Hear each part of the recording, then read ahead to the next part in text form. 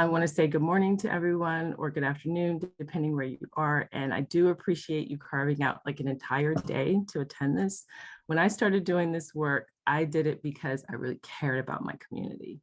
And I want everybody who's interested in working with Black couples to be here and to hear and get as much information as possible. So I am deeply appreciative to people like really giving their time to kind of learn this work. So I'm going to start with the PowerPoint. I am an adjunct professor right now. It's kind of my modality right now. I really rather be in the room kind of engaging with people, but it seems that kind of we're stuck with this medium for the moment. So I use PowerPoint a lot more than I used to. But let me just get my screen open and I'll give you the agenda for my presentation this morning or afternoon. Start from the beginning. So I'm going to be talking about working effectively with Black couples, and I really kind of struggled with this title because a lot of my research and work is about African Americans, and I'm very particular about defining that. So I just want to say today, when I talk about African Americans versus Black people, I will be using that interchangeably, but for me, there is a distinction. African Americans, at least the way I defined it in the study, and I will talk about that a little bit later, was Black people who were born in the US and whose ancestors were slaves and have continued to suffer the legacy of slavery and oppression. When I talk about Black people, I'm thinking about any people of color who are the collective from the African diaspora, whether they came yesterday or generations ago. But today I'm going to be using those words interchangeably. And that distinction, though, I think is an important one to understand because the experience of being Black in America can be really different depending on your legacy. If I am an African American and I've had generations of families suffering under the legacy of slavery and the resulting oppression since then, I might have a very different experience and reaction today than someone who was an immigrant and came here from someplace else. But I just want to kind of put that out there. So my agenda today, I'm going to talk a little bit about my background. I'm going to talk about why Self of the Therapist is where we always have to start, in my opinion, with starting with Black couples. And then I'm going to talk about racism and the health impacts. And then I'm going to really kind of boil it down to Black couples in the room and the things that happen. And at the very end, I'm going to just share a little bit about the study that I'm hopefully going to be defending my dissertation at the end of May. And then I have some questions I want to ask, and I certainly will try to leave enough room so you can ask questions of me. I like to talk about my background because I want people to understand how I came to this work and why it's so important to me. So currently, I'm a licensed couples sex therapist, and I'm in private practice in Washington, D.C. I'm currently kind of housed in Northern Virginia, where I've been since the pandemic started, but my office is in downtown. I'm an adjunct faculty at Virginia Tech right now. I've also taught at Drexel, Jefferson Health, and Council for Relationships. And I think this part is important because I'm not just working with couples. I'm teaching it, I'm studying it, I'm researching it. So this is part of my background.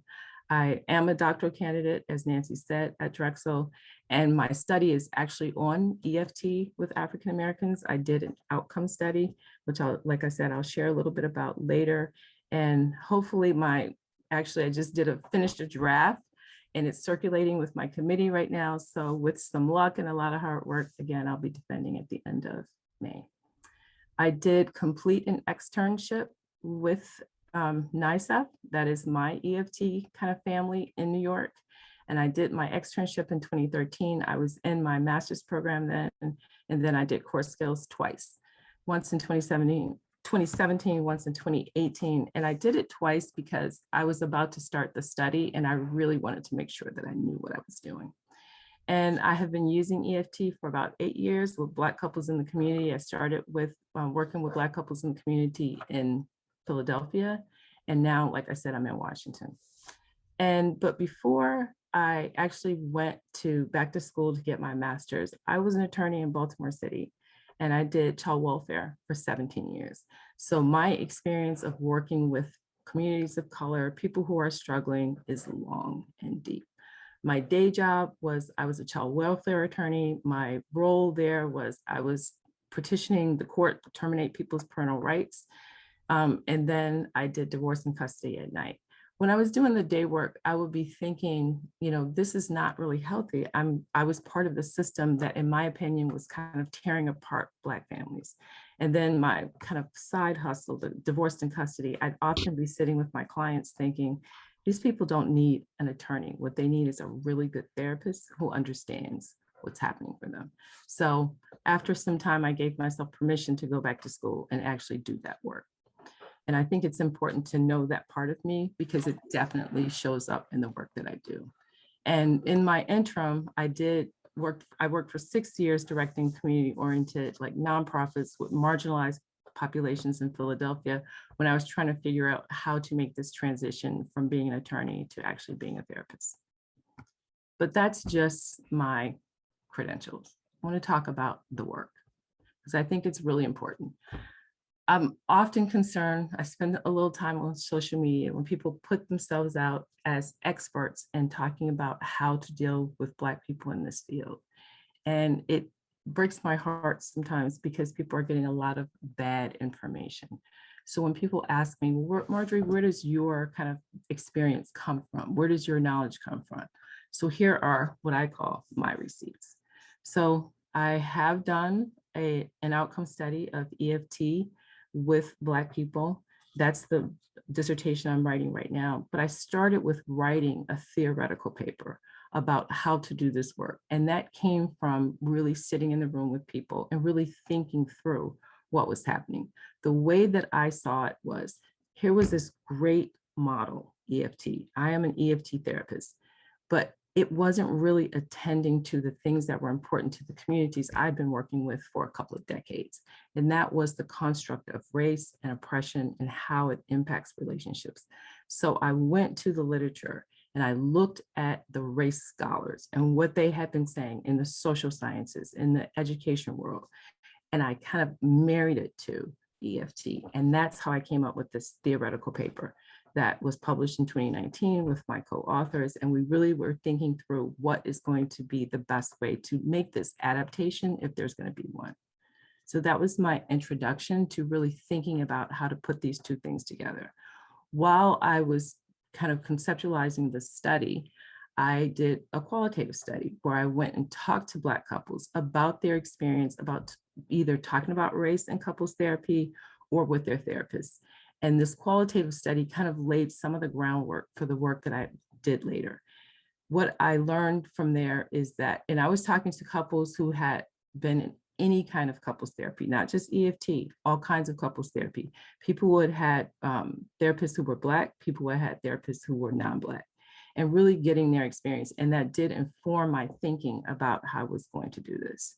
And so, like I said, my current practice includes several, it does include several African-American couples, but I also have mixed race couples, white couples, and it's really important. I want to say that I work with a lot of couples who have multiple and different kind of sexual orientations. Although my original paper was focused on heterosexual couples, the work that I do definitely applies to all kinds of couples and all kinds of different kinds of relationships.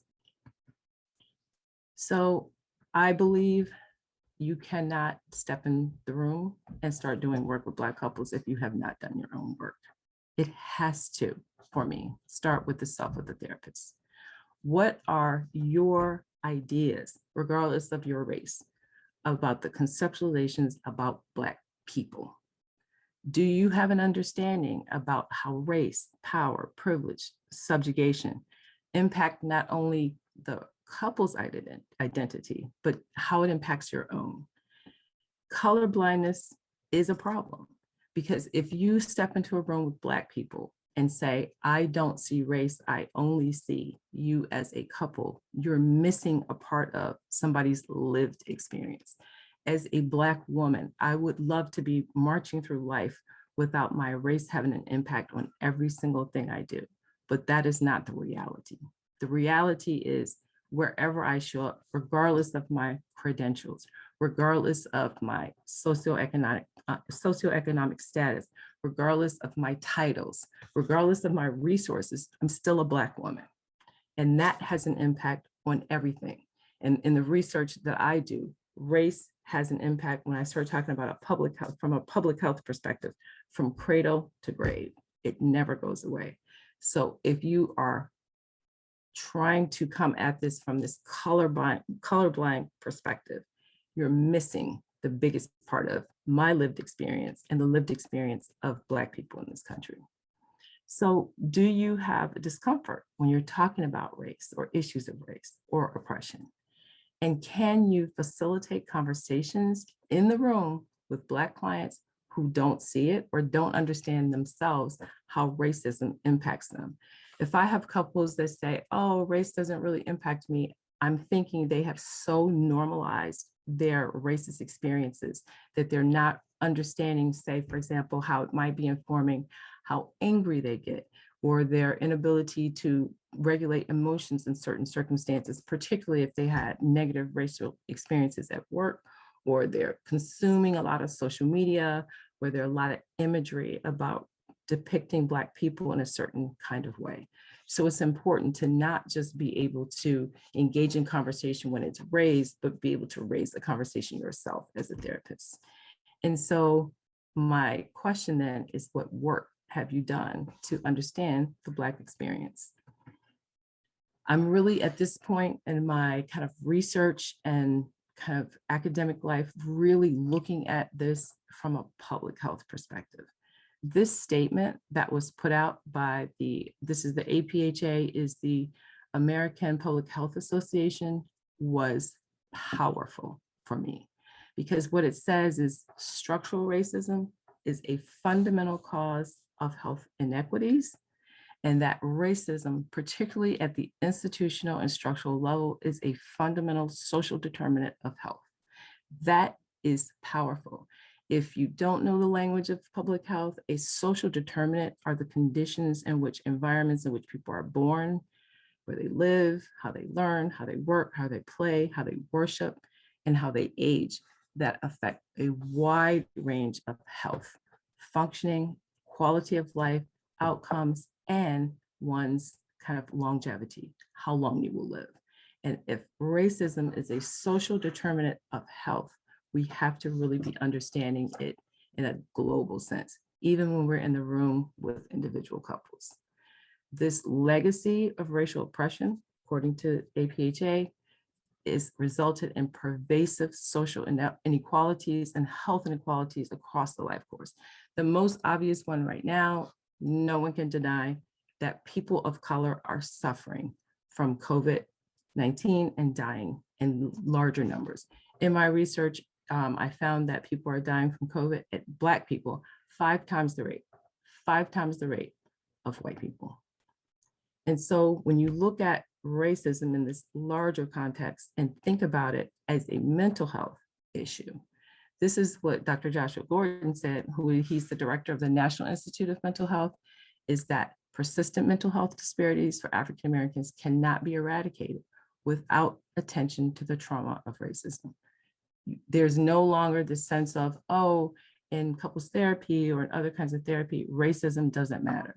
We can't deal with the disparities in mental health if we're not really dealing and seeing racism as a huge determinant of health, and particularly mental health for Black people. So let's talk about a little bit the impacts of racial trauma. If we look at it through an individual lens, racism can be seen, the trauma of racism is really the compounded experience of racial stressors that someone kind of accumulates over the lifespan. But they can trigger symptoms resembling PTSD, including pervasive maladaptive avoidance behaviors, increased depression, anxiety, negative self-appraisals, increasing anger and aggression. And what I don't have here is this hypervigilance, which is kind of a hallmark of PTSD, which is also a hallmark of people who have had the compounded racial stressors over the life course. And when you think about Black people who are always sensitive to race, that used to be the term that was used before last summer, when the world found out, like, we're not being sensitive, this is real. But that sensitivity is a hypervigilance, which is a response to persistent experiences, negative experiences of racism.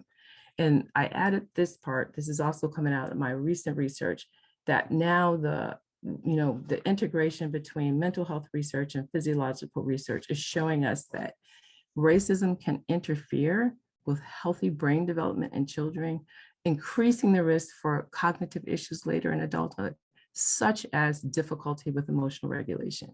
Whether you're an EFT therapist or doing any other kind of therapy, if you're thinking about emotional regulation as being a critical thing that you have to address in the therapy, and you're not talking about racism, and think about the Black couples that you're seeing, this compounded effect could be created, this difficulty with emotional regulation, so that we look at our couples and we don't say they're having, they're not stuck, they're not, lost in it and they can't regulate. But have we really addressed some of these pathways that create this difficulty with emotional regulation? The community trauma is something that we cannot deny anymore. Black people have been experiencing community trauma for generations. Last summer, what I call the revolution, I don't think, I am 60 years old, I have never felt more seen, because for the first time, the world, not just the US, the world recognized and acknowledged that Black people in America are suffering.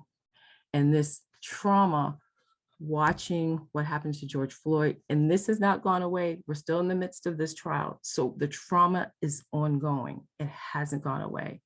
And then what happened to Breonna Taylor, that trauma has not gone away. When you're asking people, I remember last summer, people asking me, my white friends or white colleagues asking me, how am I doing? I'm doing awful. I'm not doing well. And asking that question of Black people while they're still being traumatized can be triggering in itself. The vicarious trauma for Black people is ongoing. And that is something that's going to show up in the room, whether people are having individual experiences or not. But anytime you open up television, turn on TV, open up a social media app, there's some kind of vicarious trauma for Black people, and it is pervasive. So this doesn't go away. You can't park it outside the therapy room. People bring it right into the room with them. Sorry, I skipped a page. So bringing it down to just Black couples. So marriage rates are declining for all populations in the US and for all races.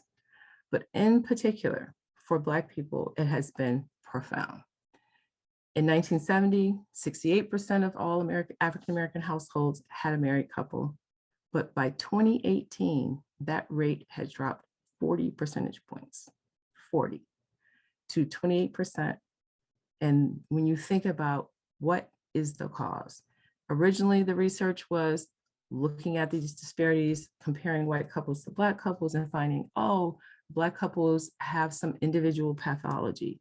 That is the problem. Another study that was done by HHS said that it was because there are not a lot of great role models in the Black community. The race scholars, however, were saying that it is the experience of racism, which is why the statement by the APHA is really powerful, because it's recognizing what the race scholars have been saying for decades. Additionally, African-American couples, highest level of divorce, highest levels of mental health disorders, lowest levels of generational wealth. What has this got to do with couples? Everything. Because if people are having the highest level of mental health disorders, that's going to show up in the couple relationship. If they're lowest levels of generational wealth, people are coming into the room with problems with economic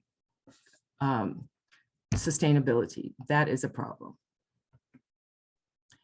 So I want to talk about something from my caseload in Washington. People living two completely different realities in the same city and how it plays out. So on January 5th, I was doing therapy with two couples that I've been working with for a while. The first couple is a white couple, heterosexual, both in their 30s, both have professional jobs in Washington. They live in Capitol Hill, a neighborhood, by the way, that is blocks from downtown. The second couple, a Black couple, also heterosexual, both in their early 30s, both employed in professional jobs in Washington, and they lived in Columbia Heights, which is about a mile from downtown. My first couple, the white couple, when I was talking to them and I was like, oh, the inauguration is tomorrow. Are you concerned? You know, half of the city is blocked off. You live in downtown. You're literally in the kind of the thick of it. This couple said that they weren't concerned, that they knew there might be some problems. And what they planned to do, their biggest problem with the Capitol being blocked off the way that it was they had to find a new route to walk their dog.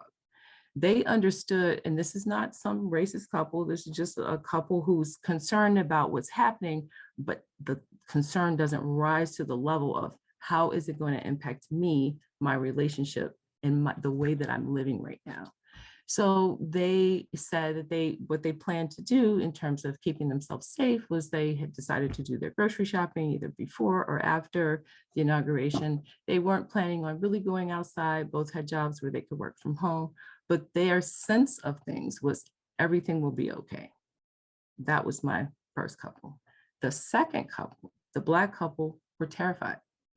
They were planning on escaping the city, kind of packing things up, leaving at before midnight to get out because they were anticipating that all hell was going to break loose and that they could be in danger with this group of people who were coming to town and stating online they were going to be armed and that there was going to be some huge conflict while they were looking for Antifa people to fight.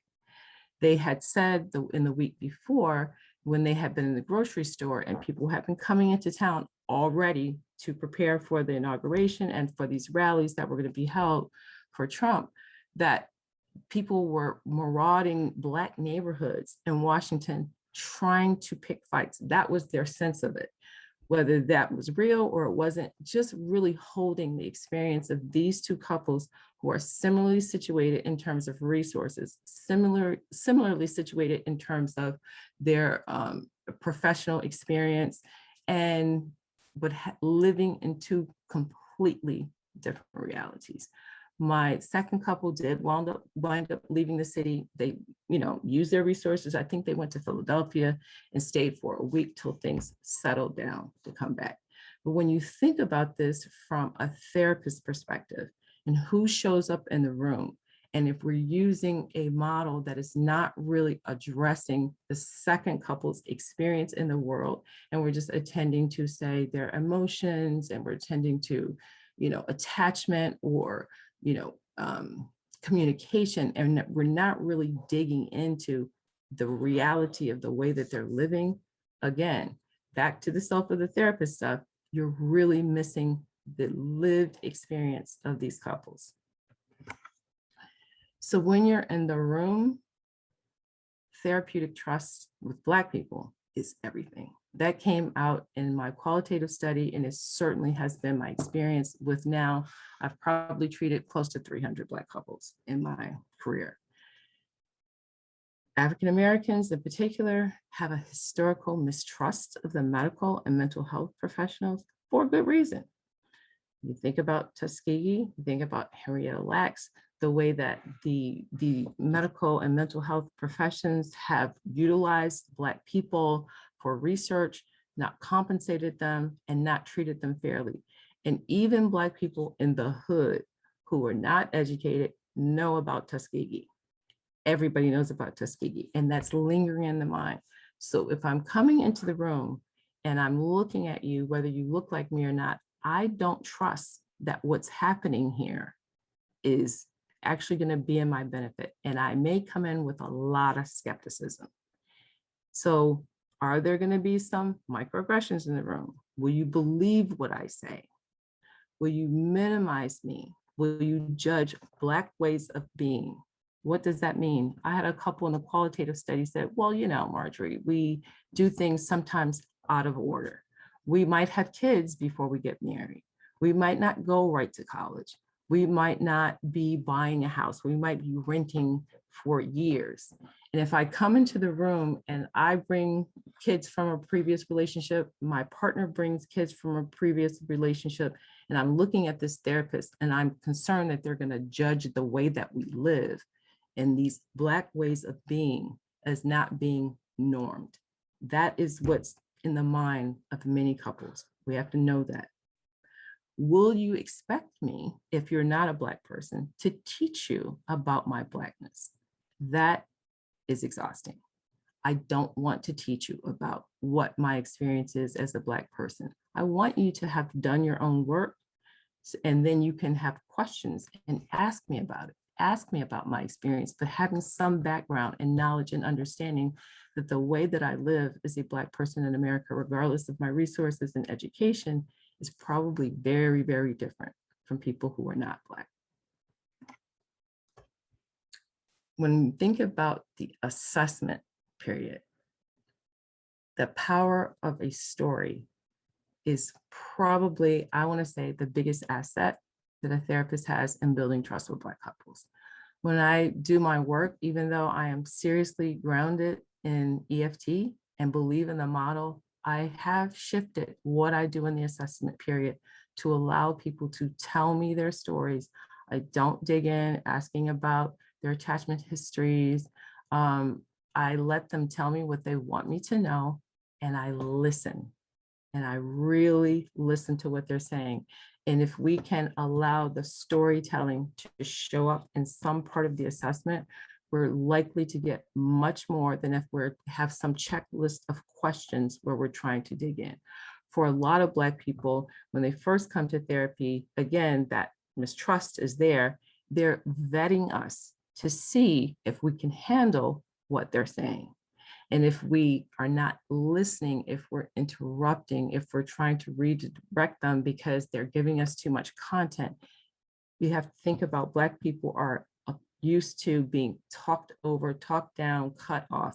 So providing a space where people can just talk about the reality of their lives is surprisingly therapeutic and can be one of the best tools that a therapist has in terms of building that trust and that initial relationship with Black couples.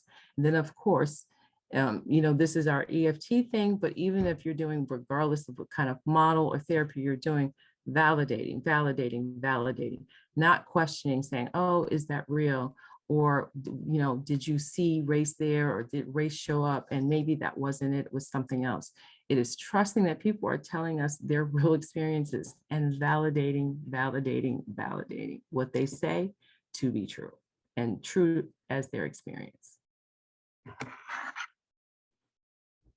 When we're going through the treatments, regardless of what they are, but again, my orientation EFT, I want to just be mindful that that's mine, is really, here are some opportunities where therapists can really build that relationship and kind of engage in conversations about race.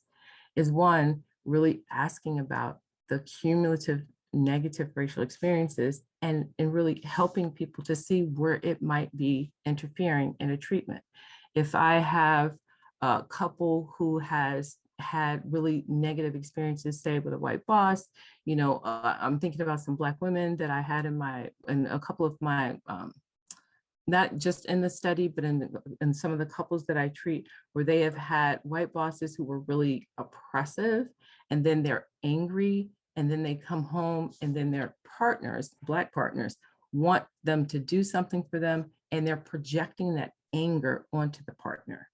And so helping them to understand that these kind of pile up of stressors actually show up in the relationship. It's not something that gets left outside when you walk in the door. You bring it with you. If you are working with Black people, understanding that what the talk is, what is the talk? The talk is something that most Black people have had either from their parents or with their kids about how to show up and be in white spaces. Part of that is learning how to talk so that people will not judge you for the way that you talk. I tell people all the time, you say, oh, you sound Black. I'm like, I am Black. It's okay for me to sound Black. I don't have to put on my white voice to say, even present to you as a group. But I had to grow to that. There was a point in my life where I was really careful about the way that I talk. Also teaching Black people how to be in white spaces so that you feel safe, for white people to feel safe. I can't be the angry Black woman at work if I'm really having a problem, because that might make white people feel unsafe. I cannot talk back to an officer if they stop me for some kind of traffic stop, because that can be unsafe. So most Black parents have a talk with their children at some point, teaching them how to keep themselves safe and how to behave in white spaces. I say that Black people are bicultural. What do I mean by that? Is that very thing. We have learned how to behave and alter our behavior in spaces where we are one or just a few, so that white people in this space can feel comfortable. And sometimes people have done that and practiced that so often they don't even realize that they do it. But when they come to their own communities, is a place to feel safe, where I can be me, I can be loud, I can be aggressive, I can curse, I can use words that, won't offend, my community. And so this sense of shifting who I am, depending on the space I am, makes most Black people bicultural. Asking about microaggressions. In my qualitative study, which admittedly was small, but every single person, not every single couple, every single person talked about they had had multiple experiences of microaggressions at work. Microaggressions, those small invalidations of who you are, even that last year asking during the midst of all of this protest going on in the country, oh, Marjorie, are you okay? No, I'm not okay. I'm not okay. Know that I'm not okay if I'm watching Black people being slaughtered in the street. And then I have a whole group of people who are saying, oh, these people deserved it. Well, George Floyd deserved to have a knee on his neck because he had fentanyl in the system. What? Like, it doesn't make sense. And no, so that every single Black person that participated in that study talked about the experience of microaggressions. There's not likely to be anybody that shows up in therapy that has not had the experience of having microaggressions at work. And then this one, I think, is a really important one, particularly as we're all trying to be better. Are you really my ally, or do you just do that in public? If I am alone and I'm sitting on a subway train, this happened to me in San Francisco at 8 o'clock in the morning, and I'm at the airport, going to the airport, and some white woman gets on the train mad because 2 Black boys jumped the turnstiles. And she starts looking at me and cursing me out. I hate niggers. You're all trying to blah, blah, blah, blah, blah, blah. And all of these white people sat there and said nothing. And this was a really, really powerful experience for me personally, because I had been going to Hawaii the week before, coming through San Francisco, and it was the week of Trump's travel ban. And there were 7,000 people in the airport protesting that travel ban. But the very next week, when I'm on that train coming back through the airport, not one person said anything to this woman. And so, are you really my ally in public, or are you going to be my ally in a private space? Had one person stood up and said, this is not okay, that would have helped me to feel seen. So Black people are really kind of skeptical about people who are saying they're our allies, and we're wondering and questioning whether you're really my ally in a public space versus a private space. That's a place where you can make a connection and an opportunity for building trust in the therapy room, even talking about that.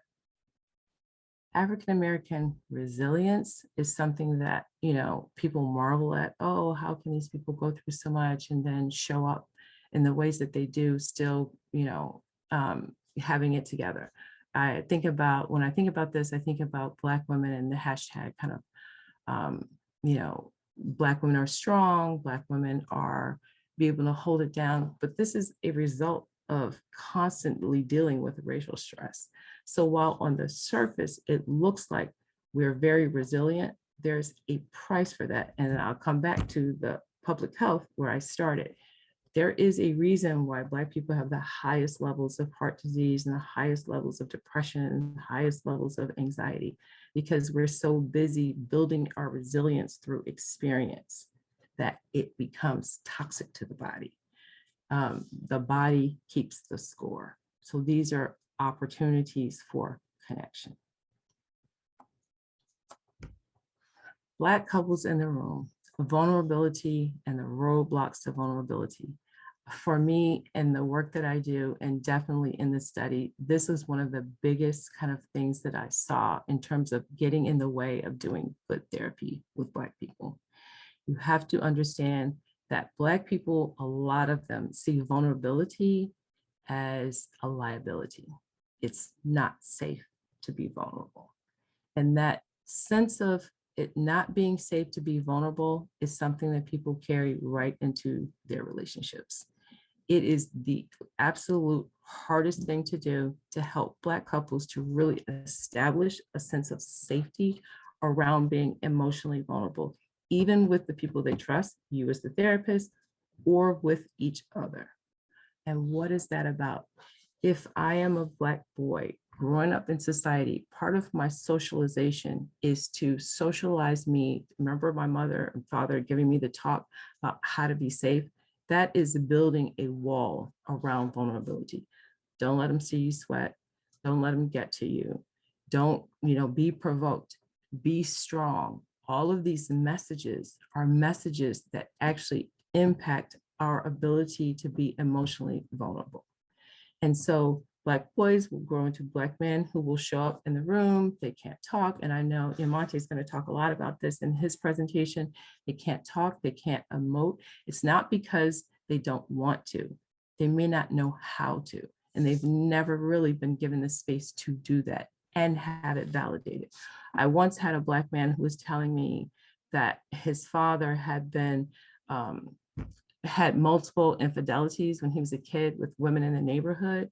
And he was about 12 or 13 years old. And he would come home from school and his mother would be sitting at the table, just sobbing and crying from all of these kind of terrible things his father was doing. So one day he decided he was going to put his father in check. And he goes into the barbershop in a Black community, Black barbershop, and he, with tears in his eyes, while his father was sitting in the chair, saying to him, "Dad, you have to stop cheating on mom. You have to stop doing these things to her." And he said to me, "Marjorie, the Black men in that barbershop laughed at him and taught him that this is what we do. You can't come in here trying to check your father." And that was teaching him. He was taught by these men in the barbershop, don't be vulnerable, don't show your emotion, don't be caring in the sense that people can see that, because it's not okay. And that was really kind of a very, very sad experience for him. And what did he do? This 12-year-old boy, he reeled it back in. He learned how to maintain, contain, and then suppress his emotions to the point where now he was in therapy and his wife was saying, "My partner cannot or does not," she said, "he does not have emotions." And what I say to men when they're telling me, "Oh, I'm not emotional, I don't care, I'm just, I'm more critical in my mind," I'm thinking, like, if we put leads all over your body while she's saying something, it would be going off the charts, registering all of these changes that are happening. You have learned and practiced for so long to suppress it that you're out of touch with it, but it's there. But that vulnerability is unsafe. And for some Black men, the sense of vulnerability being unsafe is not just that it's not good because white people will take advantage of me, but I have ingested this toxic culture that I can't even show it to my Black female partner because she will take advantage of it. So I'm going to maintain my cool, and I'm not going to share that I care, that I hurt, that I can be sad. For Black women, it's the same sort of thing, but it manifests in a different way. So there's this hashtag, Black Girl Magic, we're strong, we can face all these terrible things, and then we head down, stay in the game, sister, nobody cares, you have to take care of yourself, you have to be able to take care of yourself. Also comes through the socialization of culture and dealing with our own oppression. But there's the intersection of race and gender for women that puts them in what we think of as this double bind. So I can't express it outside of my house, and I can't express it inside of my house because I'm expected to take care of the emotional kind of problems that my partner is going through. And that, for Black women, keeps them in an emotional walled off space. I've had Black women say to me, "Yes, I hurt. Yes, I cry. I will curse or yell or scream or get mad, but I don't show the softer side of me because the softer side of me is the vulnerable part of me." And that I have to keep safe, not just from the oppression I experience in the world, but the patriarchy that shows up in my relationship, which is really, really hard then for Black women to let their guards down. So if you're doing, EFT or some other therapy, and you've got the couple in the room and they've got these walls around vulnerability, if you're not addressing the racism that helped to construct them, then you may not be able to help them unpack them. And again, you're missing a part of the real lived experience of these couples. So, and I also want to point out that I have a lot of queer couples, and, for Black people, it doesn't matter whether you're queer or straight or non-conforming or whatever. Vulnerability is still thought of as being unsafe. It shows up in all of the couples, regardless of who they are. When we can break through and we can help Black couples to do better and to be better with each other, they often come to this place. What do I do with my armor? The armor is what I wear so that I can be successful in the world and so that I can protect myself from the racism and oppression that's going to come. And so, do we teach them to park it at the door? Do we teach them to get rid of it altogether? What do we do with it? And I actually had a Black couple say to me, are we better now? And we're doing better with each other, but we don't know what to do, how to manage this vulnerability space that we've opened for each other in terms of how do we deal with the rest of the world. So as therapists, I believe we have to teach people how to maintain the armor when you need it outside in the world, and how to park it when you're at home with your partner. And again, we are not going to make racism go away, but what we're trying to do is help people to understand how racism shows up in the relationship, how it can really impact the couple dynamics, how it can impact emotional regulation and not, and then how they can manage it and go back into the world. It's almost, in a sense, we're teaching people how to manage kind of being schizophrenic. Like, in this space, you have to be this way. In that space, you have to be another way. But again, for Black couples and for Black people, it's something that they do continuously. It's really just helping them to see in a different way and get more control of it in terms of the couple dynamics. And I kind of want to know if there are any questions about this, because I kind of covered a lot. So Nancy, I'm just going to stop the share for just a minute before I go on to see if there are any questions or anybody has any thoughts or reflections that they want me to address at this point. Okay, let me unmute.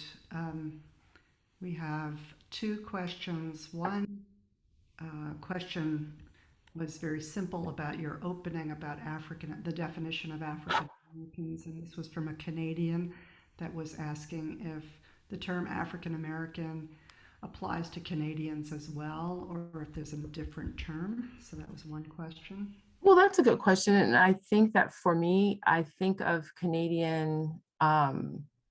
Black Canadians in the diaspora, right, that I kind of described, the different experience of being Black. I think that there is a very unique experience. And again, the public health statement that I gave or showed today, when they did this, it was a policy statement from APHA.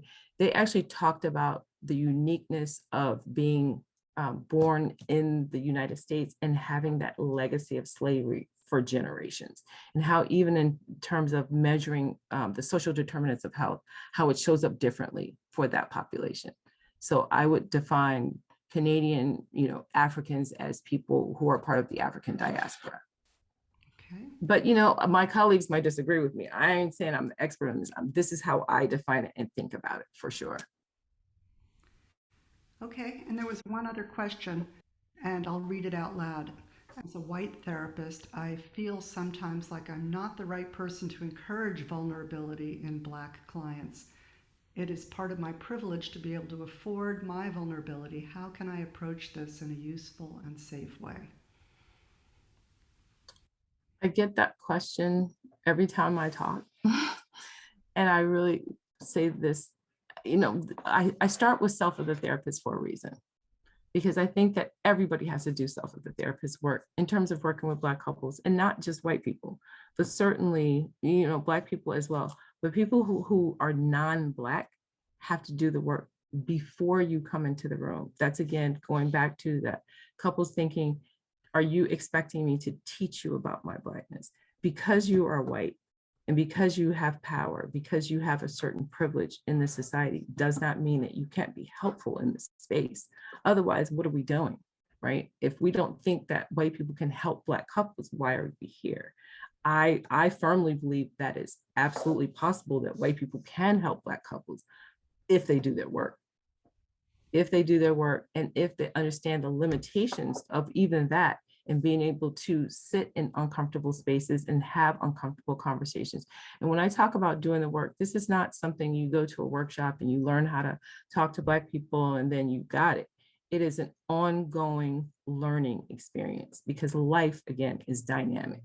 And so I hope that answered the question. I think it's a big topic, so a good attempt. And maybe this question will come up during our panel discussion later, but thank you. Okay.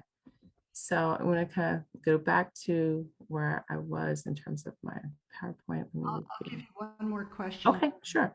Would you say utilizing the armor is the same or similar to code switching? Code switching is when I'm talking about how you learn how to be in white spaces. Code switching is a way that we talk and behave, right? The armor is different to me because the armor is what we use to protect ourselves from like reacting to microaggressions. If I am a person where I work in white spaces where people have not done work, and there are a lot of microaggressions coming at me, I'm putting the armor on so that I'm not angry every day and wanting to, punch somebody in the face. That's different than me code switching, say, using certain language when I'm in the workspace. They kind of work together, but they're not exactly the same. I used to do a lot of code switching when I was younger. I remember coming home, I'm from Detroit, and I would come home to Detroit and people would say, oh, where have you been? You sound like those people. Well, I don't know who those people were, but they were the non-Black people in Detroit. And then after I was home for a couple of days, I kind of come back to the language of my community. That's code switching. But I kind of grew to a point where I sound the same anywhere. I'm sorry, something's flying around my face. I sound the same anywhere. I'm not afraid for people to say, oh, Marjorie, you don't, you're using these words or you don't sound academic. Like, I don't care. Like, I am who I am, and I'm going to sound this way in this space. I'm going to sound this way when I go home. I don't switch up my language anymore, at least not purposely. Great. And that was, for me, a growth in understanding what internalized oppression does to Black people in terms of making us feel like we need to code switch to be acceptable in certain spaces. Thank you. Marjorie, I want to take a second to make a comment about the use of chat. The reason we asked for questions only was to discourage side conversations, but some people have felt silenced by not being able to make comments. So I don't want anybody to feel silenced. I just want to make sure people have the focus on the talk rather than on the chat, and to discourage back and forths on the chats. But feel free to speak up if you want to say that was a wonderful point or something like that, and certainly continue to ask questions on the chat because I'm keeping track of it. Okay, continue, Marjorie. I just wanted to... Thank you. So let me go back and start where I was.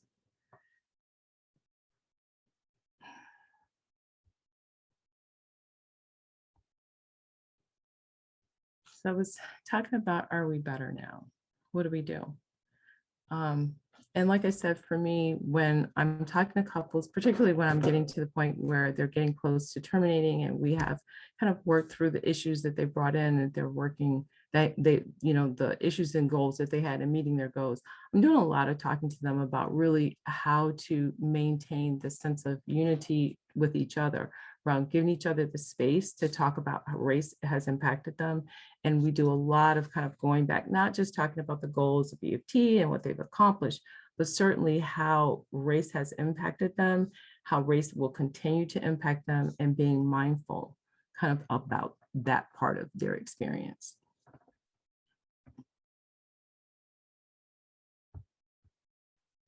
So I wanted to share a little bit about the study that I have done. When I started doing this study in 2018, at least at that point, there had never been a study in the US of an exclusive Black population or sample of any kind of couples therapy, other than some psychoeducation stuff around kind of either PrEP or around doing kind of marriage enrichment type stuff. But in terms of an intervention, really working with individual couples around relational distress, there had not been one, which for me personally was shocking, given that there have been 50 years of couples research, not one study, not one. So when like I said, I gave myself permission to go back to school, like, okay, well, if it hasn't been done, then maybe I need to do it.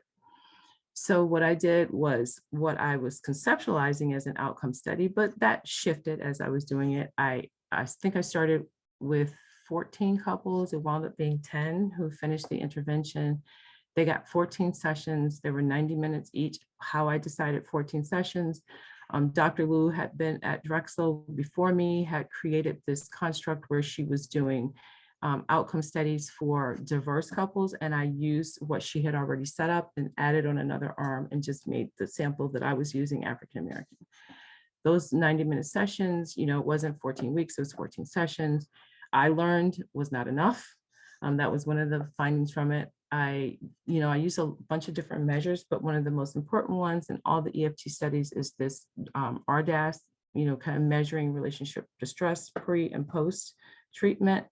I added on this PARS scale, which is a scale that was developed by Dr. Utsi down at VCU that really measures the continuous experience of race. It's not a Likert scale. It really does ask people about you had a racial incident or a negative racial incident. How long did you think about it? How long did you feel about it?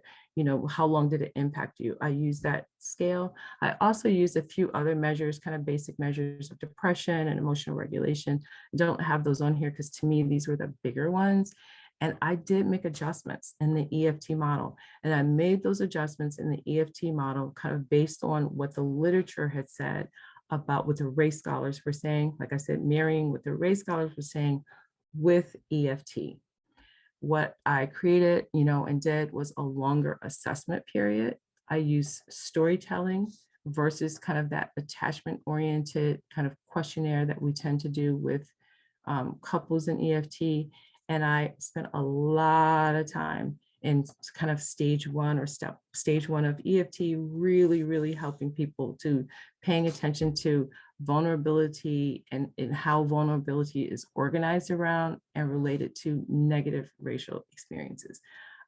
For me, the harder part was the stage one, where we're really kind of unpacking and helping people to kind of calm down and stop fighting. And then in stage two, what I found was it went a lot faster than kind of my normal EFT treatment. Here's some of the limitations of the study that I want to own. I do not believe that there is a manualized way to talk about race. I don't think it exists. I think there are ways to introduce it, but I don't think it's manualized. And I don't think it can be manualized because people's experience of race and racial experiences are so nuanced. Some people have lots of experiences of negative experiences that are piling on stressors. Some people don't really see it that way. It manifests differently, even within the relationship. So for me, trying to standardize a way about talking about race within a treatment is, I think, kind of, it's going to miss the point. When we think about standardizing things, we want to say, okay, in this step, in this stage, this is where you can introduce, or this is where you can think about. And I think that by doing that, it becomes very formulaic and you can miss kind of actually what's happening for people. But I have that as a question at the end, because I really want to engage people around that particular construct. The population in my EFT study mostly came from a church community. The literature taught me that when you really want to get Black people in treatment, the best place to recruit them is in large mega churches where they have marriage ministries, where they have a lot of couples, where they do a lot of couples work. And so not all of my couples came from that, but most of them did. And so there's some bias that people who are in the church and in a marriage ministry are already trying to work on their relationship. I was the only therapist providing the treatment. This was actually just unfortunate because there was nobody in my community who was interested in working on it. Maybe I would have a different experience if I was kind of designing the study now, but at that time, nobody else was interested. I asked my colleagues, I asked my cohort, did they want to get training to help participate in my study? I got no takers for that. And then this part, I think, is the most critical in terms of doing research and really thinking about how do we validate what we're doing as really working for the community. There's just very limited funding about studies about African Americans and racism without attaching it to some other issue like drug abuse or depression or incarceration or parenting or poverty or HIV violence. When you want to get funding for looking for, studying African American couples, you cannot get funding, or at least you couldn't in 2018.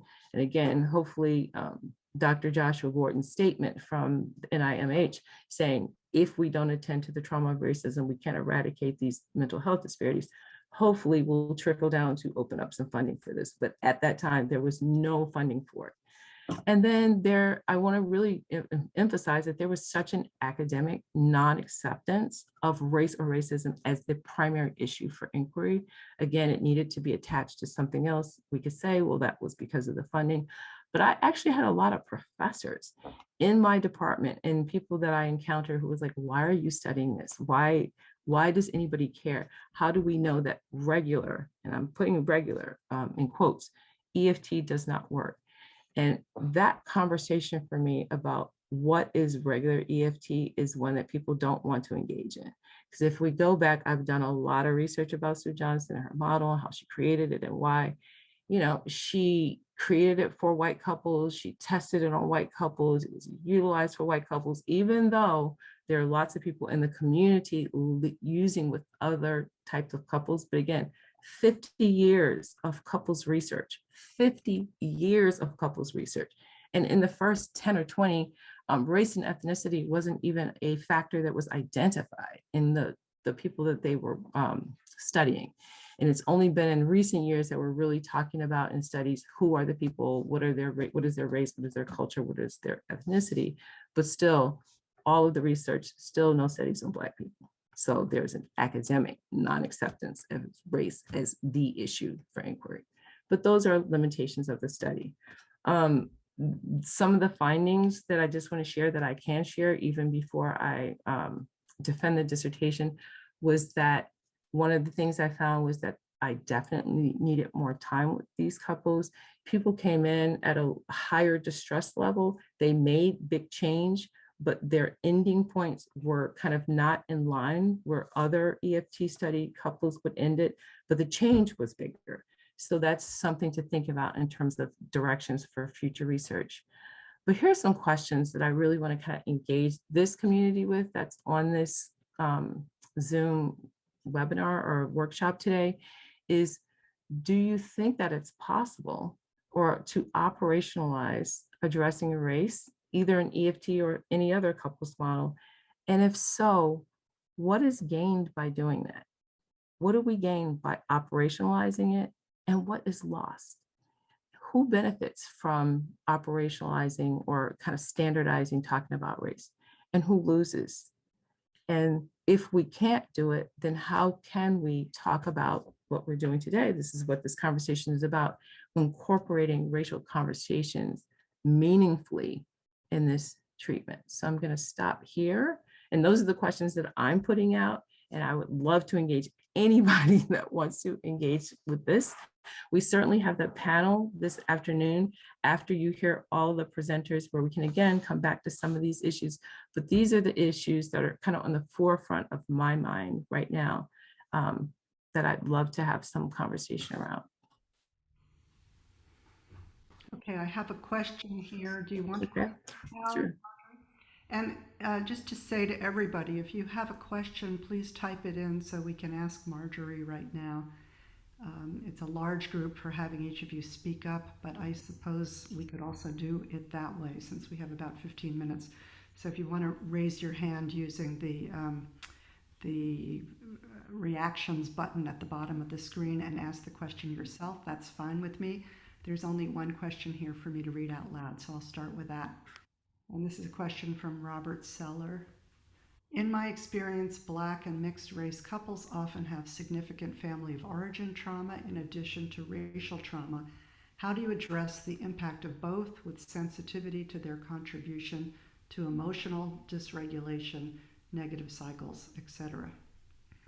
And I think that what Boogie is going to be presenting on a little bit later today, but I will give my take on that because I work in Washington. I have people from all over the world. I have lots of different kinds of couples who show up in my treatment, certainly deal with a lot of interracial couples or intercultural couples.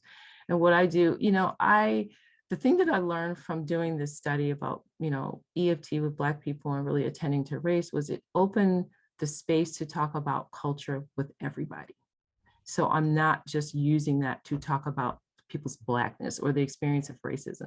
I mean, if I have couples from another country, I actually will go do my work first about the culture that they live in. And I'm introducing and talking about that. If I have one person who is from one culture and one person who's from another culture, I'm equally validating the significance of those cultures to them. And I'm talking about that and trying to get them to really understand that within the treatment. I'm not elevating one over the other. So that's kind of the way that I come at it. And I think that because I open the space to talk about it early on, locating myself as a Black woman and whatever the limitations of that are, in terms of in the assessment when I'm introducing myself and really saying these are constructs that I think are really important to talk about. Oh, I see that you identify as this way. Tell me something about that culture that I might not know. I encourage those conversations early on so that they're not like distinct something that we add on when it shows up. I'm talking about it continuously from day one because it is the way that people live. I'm not like a couple first and then I'm Black. I'm a Black woman and I'm always going to be a Black woman. And I'm bringing that with me on day one. Okay, there's a new question here. And this question is from Cynthia Langtew to everyone. Thank you so much, Marjorie. Is there anything that surprised you in conducting your important study? And was there anything that challenged your expectations? Yes and yes. The thing that surprised me was first, once I really opened the space to talk about race with Black men, how I could get them to be vulnerable, and I had to work harder with Black women. That was a surprise. And it was a surprise to me. And I think because of my gender construct, so you have to own your own stuff, right? I'm thinking, okay, men are, really walled off and emotionally kind of protected, but women will see me as a Black woman and will feel some allegiance that I will understand them. And that did not necessarily happen. And often I would have Black women in particular, who would be kind of like offended when I was really reaching their men in ways that they couldn't, and took that personally with me. And so kind of dealing with the transference of that or the countertransference, me back to them, me feeling like, okay, I've stepped into a space, right?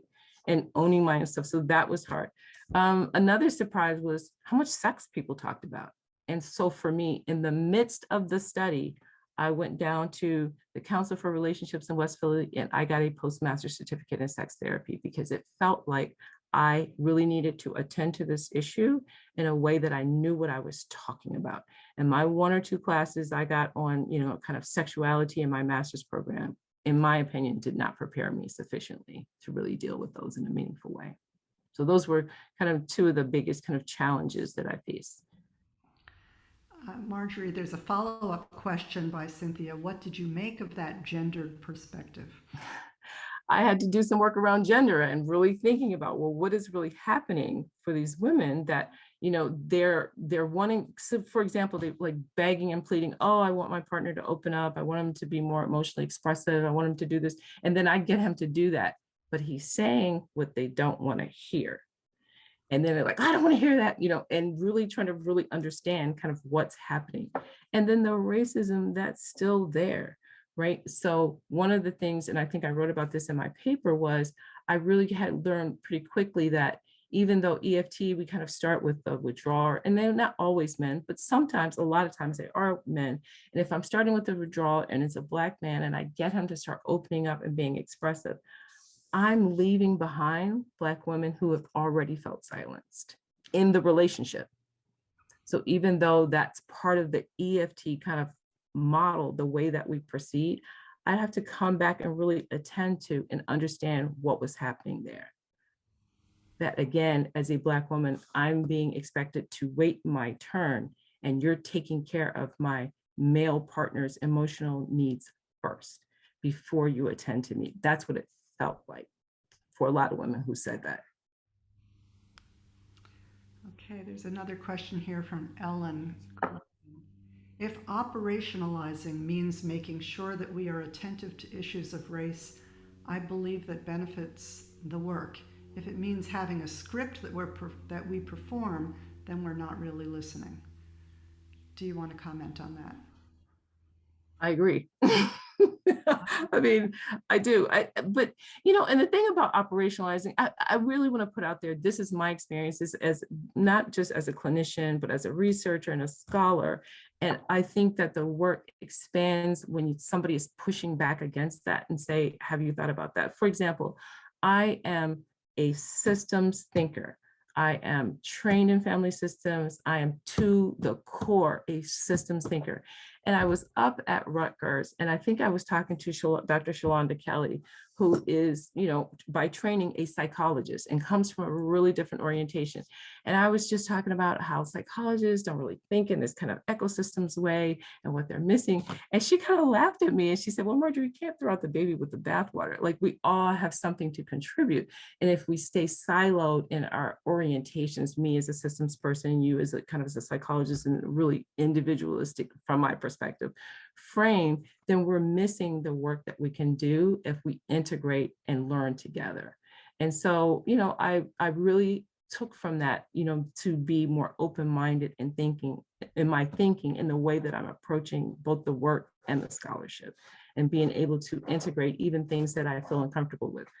Right now, I am a clinician. I'm trying to think of the proper term, interventionist, thank you. I am an interventionist, I can't even say I'm a therapist, and I'm participating in a study at the University of Maryland in a CBT study. And this is so foreign to me as an EFT person and as a systems thinker. And learning how to do this model, and it really pushed me to be different and to really think more broadly about the work. It did kind of, in some sense, make me fall back in love with why I love EFT so much, because it doesn't feel natural to me. And there are things that I want to do that as a interventionist on this study, I can't, because I'm following a kind of standardized protocol. But it really is also helping me to kind of think differently and to expand, like, beyond my perspective. And I think that's what we need. I mean, when I think about Sue Johnson and the work that she did, her work was a response to, CBT, couples therapy, which was the model at the time when she was doing her work. And she's doing her work as a graduate student. She wasn't a clinician out in the world. And that tends to be where change comes from: doctoral students and graduate students trying to push the envelope and let's think about something differently. So, no model is going to be static over time, because we're always learning and growing and adding on. And I don't know if that actually answered the question. I might got a little far afield from that. Okay, there are two questions that follow that I'm going to read in a row so that you can respond to both of them, because they both pertain to storytelling. Rena Bernard says, what is some of the language used to encourage storytelling at the beginning of the work with couples? And Jay Seth Haran adds, like Rena, I'm curious how specifically we can open up the space to make telling that story safe so early. As a white therapist at the outset of therapy, I'm acutely aware that Black and mixed race couples don't necessarily have reasons to assume that I'm trustworthy. I'm always casting about for how to invite and encourage without demanding or overly structuring what I am seeking. Any pointers would be welcome. Okay, I can tell you what I do. Not saying this is the way to do it, but this is the way I did it this morning. I had a new person this morning, and we had, in the EFT world, we do that conjoint session first and then the individual sessions. In the individual sessions, I start like this. I say, I really want to get to know you. I really want to get to know your story. So tell me the story of your life in like 30 minutes or less. And I'm going to pepper you with questions along the way. And I shut up and I listen and I listen and I listen. And in that, people tell you, they go in the direction they want you to hear this part. And almost always I get all the attachment stuff I would have gotten had I asked my attachment oriented kind of questions and guided them in certain directions. Sometimes I get a lot more, a lot more. And I use that information to then, kind of follow through on the treatment. And then I ask questions about, oh, so you were talking about this or that. Like this morning, he was talking about his mother, and his relationship and how she was, not very warm and loving. And then I might ask, "Well, what was that like? What did you do?" And that's an EFT thing, right? But he brought that up and said that. I didn't ask that specific question. I didn't go in and say, so tell me, who was the person that you went to when you were hurting or you needed to talk? I didn't have to ask that. He just gave it up. So when I talk about storytelling, and if they don't give me what I need in that beginning session, I might revisit it down the way, maybe another session later. So, we were talking and you kind of skipped over the whole part about like when your parents divorced. And I'm just curious, like, what was that like?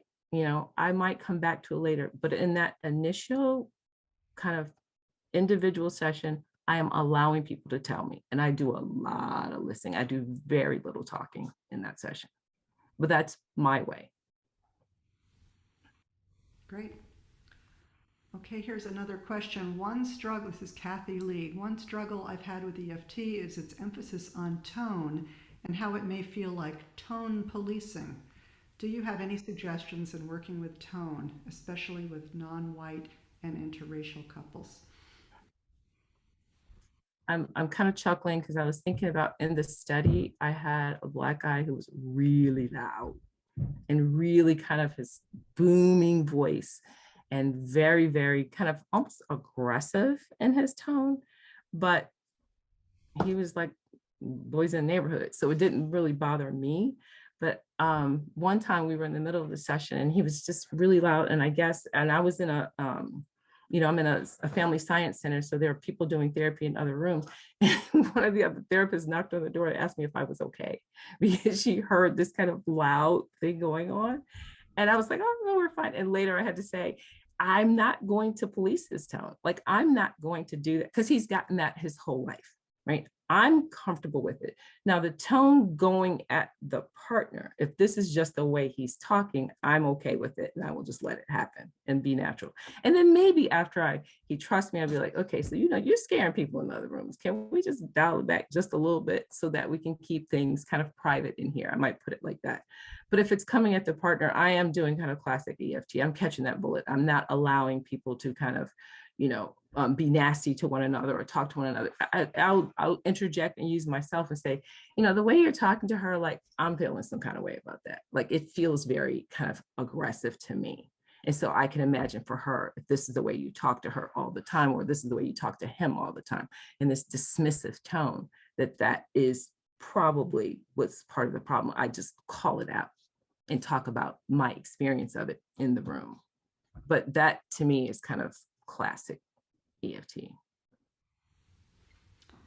Okay, I think we're ready to take a break, Marjorie. Thank you so much for your wonderful presentation